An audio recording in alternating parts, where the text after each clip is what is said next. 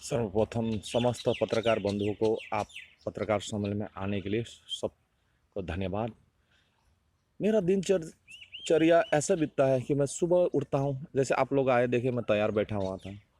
सुबह उठता हूँ तो मैं प्रार्थना करता हूँ ईश्वर से, और प्रार्थना के साथ ही मैं निकल पड़ता हूँ कि मैं जनसंपर्क अभियान में मैं लोगों के सुख दुख एवं उनकी आकांक्षा एवं उनके लिए भावी क्या करना होगा, इसके लिए मैं सीधे पहुंच जाता हूं उनके घर तक, उनकी बस्ती तक, बाजार तक, हर एक गली मोहल्ला में पहुंचता। यहाँ तक मैं चाय बागान के मजदूर जहाँ काम कर रहे थे वहाँ भी सीधे पहुंच जाता हूँ। उनको पूछता हूँ कि हम लोगों ने आपका 200 रुपया 202 रुपये हाजिरा बढ़ा दिया, आप लोग कितना संतुष्ट है।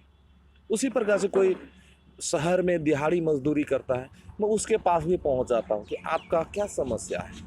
वो लोग मुझे बहुत अपने समस्या बताते हैं कि हम लोग काम करते हैं तो कभी पैसा नहीं मिल रहा है, ऐसा कुछ समस्या लोग को बताते हैं। और साथ ही बड़े बड़े जो दुकानदार हैं, व्यवसायीगण हैं, उनके साथ में पहुंचता हूँ तो व्यवसायीगण विशेषकर मुझे एक चीज़ का बहुत ही वो लोग बताते हैं कि ये जीएसटी का टैक्स के लेके किंतु मध्य क्रम के व्यवसायीगण हैं, वो सबसे ज़्यादा नुकसान उन्हीं को हुआ है। ये जीएसटी ऐसा टैक्स है जो पहले इससे व्यवसायी को ज़्यादा मुनाफा होता था, मगर अभी जीएसटी लागू होने से क्या क्या हो गया कि इनका बिजनेस में बहुत ज़्यादा असर पड़ा। अभी देखिए हमारे केंद्र सरकार क्या कर रहा है, 4 से 5 कॉरपोरेट घराना को ही प्रमोट कर रहे हैं। वो सारा बिजनेस का सेक्टर को वो लोग क्या कर रहे हैं, बड़े बड़े व्यवसायी उद्योगपति को दे रहे हैं। इससे क्या हो रहा है कि वो अपने मन मुताबिक अपना रेट को तय कर रहे हैं। अब जब रिटेलर के पास पहुंचता है तो रिटेलर उसको यहाँ के ज़मीन की परिस्थिति एवं इलाका के जोग्राफिकल कंडीशन के मुताबिक एक रेट में अप डाउन होता है, वो चीज़ को वो लोग नहीं समझ पाते। इससे क्या हो रहा है कि यहाँ के साधारण ग्राहक जो होता है, क्रेता है, वो किंतु ये आज के दिन में सबसे ज़्यादा भुक्तभोगी नजर आ रहे हैं। और साथ ही मैं चाय बागान में जाता हूँ तो चाय बागान का, जैसे मैं अभी मादारीहाट विधानसभा से उम्मीदवार हूँ, तो यहाँ पर हम लोगों ने बहुत सारा पेयजल का योजना हम लोगों ने चालू किया था। कोई ऐसा बागान नहीं जहाँ पर हमने पीने का पानी का प्रबंध नहीं किया था, मगर वहाँ पर अनफॉर्चुनेटली अभी देखा जा रहा है कि इस मौसम में, सूखा मौसम में जहाँ पर बारिश नहीं होता है, तो यहाँ पर अभी का हाल में क्या था, पानी का लेयर जो नेचुरली, वो सरकार भी कुछ नहीं कर सकता है। प्रकृति का ऐसा नियम है कि बारिश के वक्त में ही हर नदी नाला कुआं पानी भरा रहता है। अभी प्रकृति का ऐसा नियम है कि इस मौसम में, माने फागुन मास का इस मौसम में पानी नदी के में नहीं होने के कारण से ये आपका नेचर प्राकृतिक जो स्रोत है पानी का, वो लेयर नीचे चला जा रहा है, तो वहाँ पीने का पानी का समस्या हम लोग देखने को मिला। जैसा बीते काल को मैं मोराघाट चाय बागान गया था, वहाँ भी पीने के पानी का समस्या हुआ था, उसका समाधान हम लोग किए। मैं लंकापड़ा गया था, वहाँ भी पीने का पानी का समस्या आ रहा है। देखा जा रहा है कि वहाँ बड़े बड़े हमारे वाटर प्लांट लगे हुए हैं, बहुत हेवी मोटर्स लगे हुए, मगर ऐसा हो गया कि जहाँ तक हम लोगों का डीप बोरिंग हुआ था वहाँ तक पानी का लेयर नहीं मिलने से अभी क्या हो रहा है, पानी नहीं मिल रहा है। मगर ये ठीक 2 महीना बाद में किंतु फिर ये अपडेट हो जाएगा, पानी का लेयर मिल जाएगा, तो फिर पानी की समस्या नहीं रहेगा। और मूलतः समस्या मैं चाय बागान में देख रहा हूँ कि यही एक समस्या है जो यहाँ मादारीहाट विधानसभा में। और एक समस्या बंद चाय बागान, बंद चाय बागान जो यहाँ पर सबसे ज़्यादा है। बंद चाय बागान पर हम लोगों ने ज़्यादा फोकस किया, तो बंद चाय बागान को हमने बहुत सारा, अभी 9 चाय बागान को हमने खोलने में सफलता पाई है अभी तक। अभी भी करीबन कुछ चाय बागान बंद है, जैसे आपका ढेकलापाड़ा हो गया, जयवीरपाड़ा हो गया, बांदा पानी हो गया, ये, और आपका लंकापाड़ा चाय बागान। अच्छा राजेश जी, आप क्षेत्र में घूम रहे हैं, लोगों का बहुत सारा सवाल आपके पास में आता होगा। बीते 5 वर्षों से यहाँ पर भाजपा के विधायक थे, तो इस बार कितना चुनौती है लोगों के विकास को लेकर? और आप तो देख रहे हैं कि यहाँ भाजपा का केंद्र में भी सरकार है, क्या काम होगा? देखिए एक बात मैं बताना चाहता हूँ, राज्य सरकार में क्षमतासीन है टीएमसी पार्टी, उनका विधायक यदि इस क्षेत्र में नहीं है तो स्वाभाविक बात है कि उनका विकास थम जाता है। जैसे केंद्र सरकार, हमारी राज्य सरकार के बहुत सारी बजटों का धन आवंटन नहीं किया है, रोक के रख दिया है। फिर भी आज देखिए 48 प्रकल्पों का डायरी हम लोगों ने जारी कर दिया है जन समक्ष के समक्ष। 68। 68 काम का हम लोग जो है वो हमने कर चुका है। आज मादारीहाट के विधायक जी हैं, वो अपना कार्ड अपना जारी करें ना, क्या काम किया है, श्वेत पत्र जारी कर दे कि हमने ये काम किया है, अपना रिपोर्ट कार्ड जनता का समक्ष रखे। विधायक का क्या काम है? आप बाहर से आ रहा है, आप अंदर से आ रहा है, ये है क्या विषय? एक सभ्य शिक्षित विधायक का क्या काम होता है कि मैंने विगत 5 वर्षों में ये काम किया है। जैसे हम लोग 5 वर्ष का अपना रिपोर्ट कार्ड पेश कर रहे हैं लोगों तक। हमने रूपश्री, कन्याश्री, खाद्यश्री, स्वास्थ्य साथी, आपका बंगबंधु जय जोहर पेंशन योजना, 202 रुपया हाजिरा बढ़ाया है, जय बांग्ला आपका बंधु योजना है, जय जोहर पेंशन योजना, साथ ही फिर हम लोगों का चाय सुंदरी योजना। अभी देखिए बीजेपी बंधुओं के पास में कोई काम नहीं है। देखिए वो लोग क्या बोलते हैं कि ये चाय सुंदरी की योजना का घर नहीं लेंगे बोलकर हमको सुनने में आ रहा है। तो मैं कहता हूं कि ये प्रकल्प किसके लिए है? ये बीजेपी के लिए नहीं है। ये प्रकल्प साधारण जो 300 वर्षों से जो मजदूर अपना स्थायी मकान एवं स्थायी जमीन नहीं होने के कारण से आज इनको आज जो भी चाय सुंदरी का घर दिया जा रहा है, ये तो ऐतिहासिक कदम है। हम लोग खुद अपना काम का बखान कर रहे हैं, काम का रिपोर्ट दे रहे हैं, और जनता हम लोग को ये रिपोर्ट जब हम बताते हैं, हम पूछते हैं कि चावल आपको कितना मिलता है, बोलता है हमको 35 केजी चावल मिलता है। ये कौन दे रहा है? ममता बनर्जी दे रहा है। आपका बेटी की शादी होने के वक्त में आपको कितना पैसा मिला? 25,000 पैसे मिला। एक चीज मैं बोलता हूं, ममता बनर्जी ने कभी जुमलों में नहीं कहा कि मैं आपको 25,000 दूंगा बोल के। टीम से पार्टी ने कभी जुमलों में नहीं कहा कि हम कन्याश्री, रूपाश्री देंगे। अब मोदी की तरह हम लोग, बीजेपी की तरह हम लोग नहीं है। हम लोग जो बोल पहले तो बोलते भी नहीं। हम लोग पहले हमारा योजना तैयार होता है, उसके बाद ही उसको हम लोग क्या करते हैं, घोषणा करते हैं। अच्छा राजेश जी, इस बार अगर आप विधायक चुने गए, जनता का आशीर्वाद आपको अगर मिला, तो पहला ऐसा क्या काम करेंगे जिससे इस इलाके का विकास हो, जो आप मन में अपना रखे हो इलाके वासी के लिए? ऐसा क्या क्या काम करेंगे आप? सबसे पहले तो मादारीहाट सीट जो मुख्य नाम से केंद्रीय बिंदु थे, मगर ये क्षेत्र से ही बनता है ये हमारा जुरिडिक्शन। मादारीहाट का लोगों का एक बहुत ज्वलन डिमांड है, जो विशेषकर दूर माने जो दूरी का ट्रेन जो चलता है उसका स्टॉपेज के लेके, क्योंकि यहाँ पर वन्य पशु राष्ट्रीय अभयारण्य है। यहाँ टूरिस्ट सैकड़ों लाखों के तादाद में आते हैं सीजन में। तो यहाँ पर लंबी दूरी का ट्रेन का स्टॉपेज ना होना बड़ी दुर्भाग्य की बात है। जो कि मनोज तिग्गा भी यहीं के विधायक थे, जॉन बारला अभी सांसद है अलीपुरद्वार से, वो भी यहाँ का सांसद है। तो ये लोग कर सकते थे, मगर इन्होंने सिर्फ वोट लिया। मगर मैं जीत के जाता हूँ तो मैं विधानसभा में मादारीहाट रेलवे स्टेशन पर लंबी दूरी के ट्रेन के स्टॉपेज के लिए मैं आवाज़ उठाऊंगा।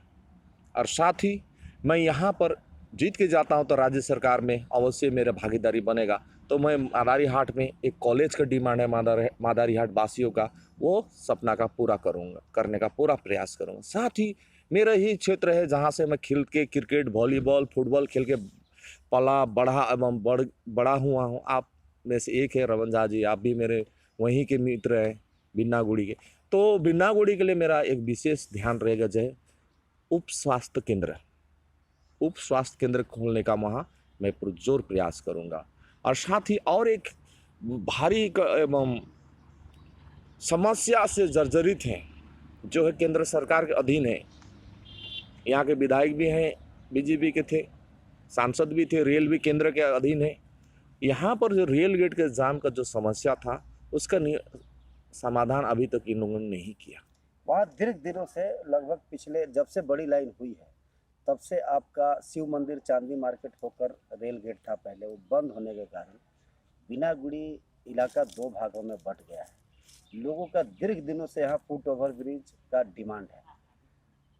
इससे लेकर बहुत बार रोड ब्लॉक हुआ, रेलवे ये हुआ, इसको लेकर आपका क्या सोच है? इसके लिए मेरा सोच यही है कि मैं बिन्नागुड़ी वासियों को लिए जो फुट ओवर जो ब्रिज जो चांदनी मार्केट से जो पुरानी हमारी रेलवे रेल गेट थी, वहाँ के लिए मैं फुट ओवर के लिए मैं आवाज़ मेरे विधानसभा में उठाऊंगा। और वो आवाज़ उठाने के बाद सिर्फ आवाज़ नहीं, वो प्रस्ताव भी रखूंगा और वो प्रस्ताव सीधे दिल्ली को भेजूंगा, रेल मंत्रालय को। वहाँ से जो पास हो जाता है तो ये बड़ी सौभाग्य की बात होगा। अच्छा राजेश जी, आपका एक मकसद रहा है कि इस क्षेत्र को व्यवसाय हब बनाने का, तो इस विषय में आप क्या कहना चाहते हैं? ये तो मेरा ड्रीम प्रोजेक्ट है। आज तक कांग्रेस से लेकर वामफ्रंट से लेकर और मेरे टीएमसी पार्टी के शासनकाल तक के कोई भी विधायक ने डुवर्स को बिजनेस हब बनाने या तो टूरिस्ट हब बनाने के लिए अभी तक नहीं सोचा, मगर माननीय मुख्यमंत्री ने किंतु ऑलरेडी टूरिस्ट हब बनाने के लिए बहुत सारा प्रकल्पों को चालू किया। जैसे आपको भोरेर आलो हो गया, जल्द आपका टोटोपाड़ा के लिए भी उन्होंने बहुत सारी योजना लाई थी। मगर और भी मेरा ये जो ड्रीम प्रोजेक्ट है, आपने पत्रकार महोदय मेरे दिल से आपने मेरा दिल का सवाल पूछ दिया, क्योंकि यहाँ पर बिजनेस हब बनने से हमारा यहाँ क्षेत्र में खाली पड़ी ज़मीन, सरकारी ज़मीन बहुत ज़्यादा है, बहुत ज़्यादा। मगर इस कंसेप्ट को आज तक कोई दूसरा विधायक नहीं समझ पाया, मेरे छोड़ के शायद किसी ने भी नहीं बोला होगा आज तक। आप लोग पत्रकार हो, आप लोगों को ये पता है कि कोई ये नहीं किया है। आप लोग को बताते चले कि विगत कुछ महीने पहले ही मैंने सिलीगुड़ी के दिग्गज व्यवसायी, बड़े बड़े उद्योगपतियों के साथ में मैंने श्रम मंत्री की अगुवाई में और वहाँ के व्यवसायी लोगों के साथ में हम लोग सर्किट हाउस में बैठे थे इसी संदर्भ में। और वहाँ पर हम लोगों ने कहा कि आप लोग हमें अपनी परियोजनाओं को दीजिए, आपका परियोजना किसी भी कीमत में किसी भी हमारे पश्चिम बंगाल सरकार के किसी संबंधित विभाग में लंबित नहीं रहेगा। मैं खुद बोला कि मैं आप लोगों का सारा फाइल का काम, आपका जो भी डिमांड मनी रहेगा उद्योग खोलने का, वो काम का फाइल को मैं खुद ही करूँगा। अब जब मुझे जिता के भेजते हैं तो मेरे लिए तो ये आसान हो जाता है, क्योंकि उस वक्त मैं उसके लिए नोटिफिकेशन जारी कर दूंगा कि ये क्षेत्र, ये व्यवसायी के लिए आप वहाँ पर उद्योग लगा रहे हैं, आप इनको जो मेरा उद्योग संबंधी जो डिपार्टमेंट है पूरा का पूरा, जिस प्रकार से द्वारे सरकार इस बार आया था, मैं उस समय जो हमारे जो भी मंत्रालय रहेगा उद्योग का, राज्य सरकार का, उनको मैं बिजनेसमैन के घर भेज दूंगा। आप जाओ उद्योगपति के घर में जाओ। जिस प्रकार से हमने द्वारे सरकार को द्वार तक ला दिया था, तो उस समय हम बिजनेसमैन के लिए हमारे जो उद्योग के संबंधित विभाग है उनके सारे अफसरों को हम व्यवसायगण के घर तक भेजेंगे और वो जाके उनसे सलाह लेंगे और उनके परियोजना करने के लिए जो भी बन पड़ेगा हम लोग करेंगे। और साथ ही और बोलना चाहता हूँ, यहाँ पर हमारा प्रकृति से सौंदर्य से भरा पड़ा है क्षेत्र है, पहाड़ है, पर्वत है, वन्य नदी नाले, वन्य पशु अभयारण्य है। यहाँ टूरिस्ट का बहुत ही यहाँ बढ़ने का संभावना है। जैसे चाय बागान में थोड़ी सी हमें दिक्कत आ रही कि टी टूरिज्म के लेके आपत्ति आई है कि है यहाँ का समस्या लेके, मगर मैं चाहता हूँ कि चाय बागान के श्रमिक महिलाओं को शायद किसी ने गलत समझाया है।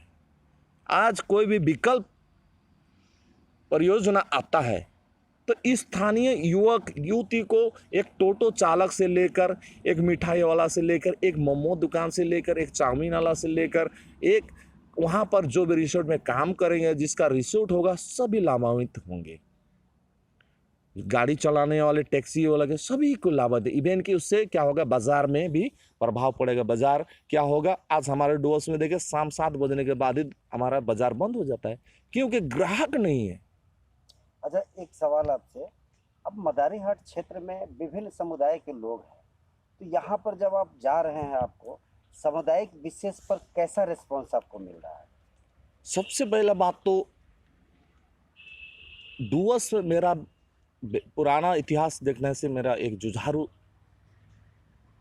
जुझारू मई मेरा परिचय है। तो सभी को एक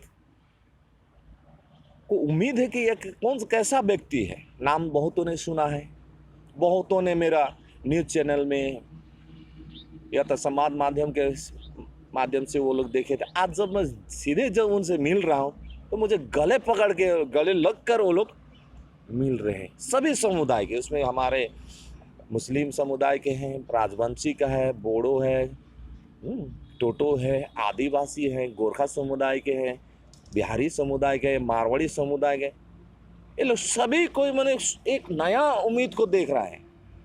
विशेषकर मारवाड़ी और बिहारी समाज के लोग तो और भी ज़्यादा उम्मीद मेरे प्रति लगाए रखे हैं, क्योंकि ये दोनों कम्युनिटी क्या होता है, बिजनेस से रिलेटेड कम्युनिटी है। तो उन लोगों को कहना है कि अब ये आने वाला समय हमारे लिए एक सुनहरा उद्योग के क्षेत्र में आने जा रहा है, क्योंकि बिजनेस से मैं समझ रखता हूँ बिजनेस क्या चीज़ है।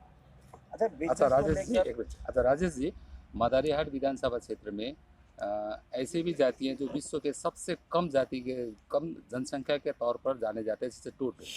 तो उनका भी काफ़ी अभी देखने में आ रहा है कि उनका भी काफ़ी पिछड़ा हुआ जाती है। तो इनके विकास के लिए, और इसके साथ यहाँ पर राभा भी है, राजवंशी भी है, तो इसको लेकर के आप, यदि ये लोगों का आशीर्वाद अगर होता है, यदि आप विधायक बन करके आते हैं, तो इसको किस प्रकार से आप देखेंगे? टोटो समुदाय के लिए तो यूनेस्को भी साथ दे रहा है। टोटो समुदाय जो अंतर्राष्ट्रीय एक संगठन है, वो इस स्पेशल वहाँ के लोगों को प्रमोट कर रहा है। यदि ये समुदाय का विकास हम लोगों ने स्टेट गवर्नमेंट के साथ में, तो इनके लिए जो ये पढ़ते हैं, हाई क्वालिफिकेशन जैसा करता है, इनको किसी न किसी जॉब में हम लोग अपॉइंट कर दे रहे हैं। ये प्रमाण है। टोटापाड़ा में जाइए, जो क्वालिफाइड हुई थी पहले लेडी, उसको भी नौकरी दे दी गया है। तो वहाँ से जो भी पढ़ लिख के निकलेंगे शिक्षक, ये छात्र एवं माने युवा एवं युवती, उनको कहीं ना कहीं सब जगह पर हम लोग तवज्जो दे रहे हैं। उनके स्वास्थ्य के लिए हम लोग विशेष, हमारा आशा कर्मी बहन लोग है, GNM NM के बहन लोग, वो लोग वहाँ निरंतर उनको मॉनिटरिंग कर रहे हैं कि उनके स्वास्थ्य संबंधी क्या परिवर्तन आ रहा है, उनके जीने खाने एवं लिविंग स्टैंडर्ड में क्या परिवर्तन आ रहा है, उनके नेचर में क्या परिवर्तन है। इसके लिए हम लोग स्पेसिफिक हम लोगों ने स्वास्थ्य विभाग को वहाँ पर दायित्व दे के रखा है। और साथ ही राभा कम्युनिटी है और भी कामतापुरी है, इनके लिए भी हम लोग विशेष काम कर रहे हैं। जैसे कामतापुरी कामतापुरी भाषा एकेडमी हो गया, और इन लोगों का अलग से एक बोर्ड का बात भी चल रहा है। जैसे नारायणी सेना का एक बटालियन के लिए राज्य सरकार ने कर दिया है। तो उन्नति के लिए तो सभी के लिए, हम लोग सभी कम्युनिटी के लिए तो तत्पर है। और आने दिन वाला दिन में मैं यहाँ से विधायक बनकर जाता हूँ, तो मेरे लिए तो ये बहुत ही सौभाग्य का बात होगा कि मैं सभी समुदाय के लिए काम कर पाऊंगा। राजेश जी, आने वाले विधानसभा चुनाव के लिए NEI द्वास न्यूज और NBI लोकल न्यूज की तरफ से आपको बहुत ढेर सारी शुभकामनाएं। धन्यवाद। समस्त मदारीहाट एवं समस्त तराई दिवस के जहाँ तक मेरा ये संवाद न्यूज़ पहुँचता है, वहाँ तक विकास का वादा रहेगा आप सभी को। और सुप्रभात एवं आप सभी पत्रकार बंधुओं को धन्यवाद।